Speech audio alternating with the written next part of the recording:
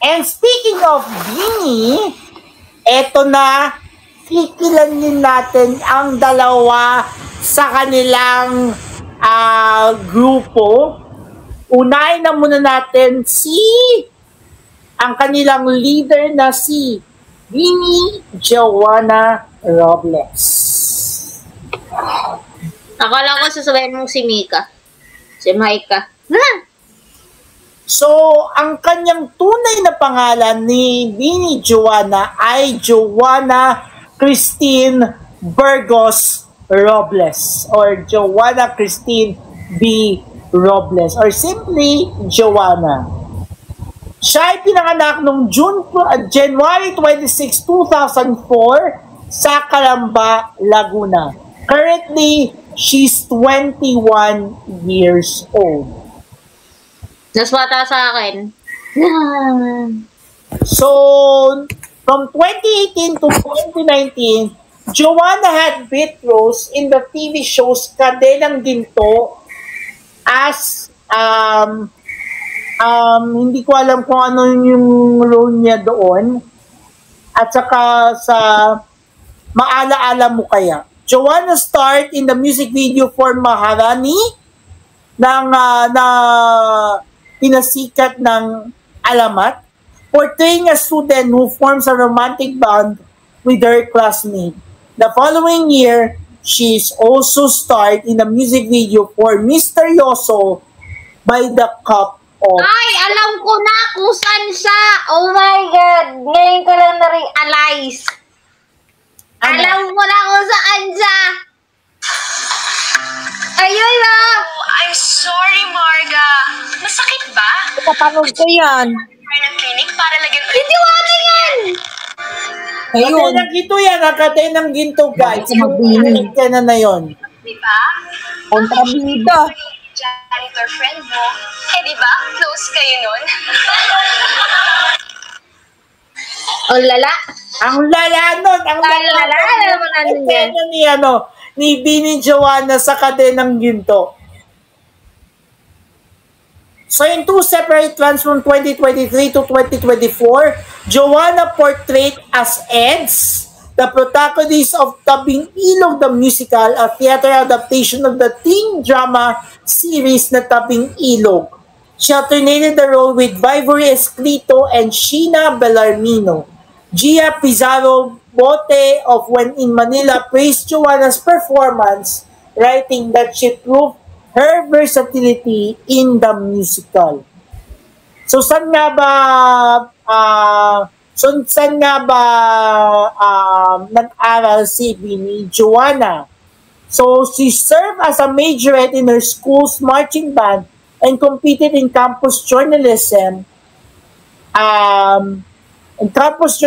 competition in high school as part of her initial plan to become a broadcast journalist. She graduated high school in 2025 from the Japan Philippines Institute of Technology or JPIT. And then, noong 2020, yun na nga, naging bahagi siya ng Nations Girl Group na Beanie bilang the team leader of the group. Sabi mo, Kuya JM, maalaala mo kaya? Oo. Anong name niya dun? Hindi ko alam. Basta hanapin mo MMK Joanna Robles. Ang lumalabas dito si Koy. Both si Koy lumalabas.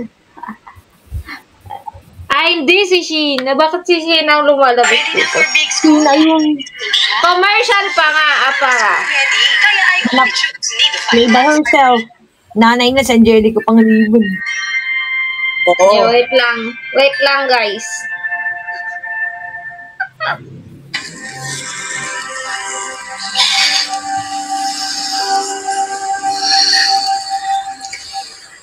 Bebe? Nakakuha ka ng callback sa Star Hunt? Yun yung... Si Sheena yan, si Sheena. Mami kanina. Oo. Hindi mo ako papayagan. Okay lang. Kasi parang bad timing. Ay, hindi. Napakagandang opportunity na nito. Oh, kailangan natin mag-shopping. Kailangan natin ng white pants, white jacket, white shirt, white shoes, lahat ng white, bibili natin. Tingnan natin yan dito cabinet. Gusto ano ba mga laman ito? Sa'yo ba to? Feeling ko nga nun, si Mami ang mag-audition at hindi ako. Every step of the way, kasama ko si Mami hanggang sa nakapasok ako sa PBB. Ginawa ko ang best ko sa lahat ng tasks. Gusto kong maging proud sa akin si Mami. Kaya, okay na yan.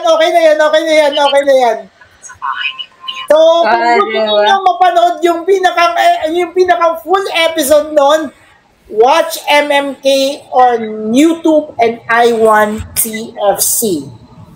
Mas maganda na panoorin ninyo sa I1TFC para makita ninyo yung buong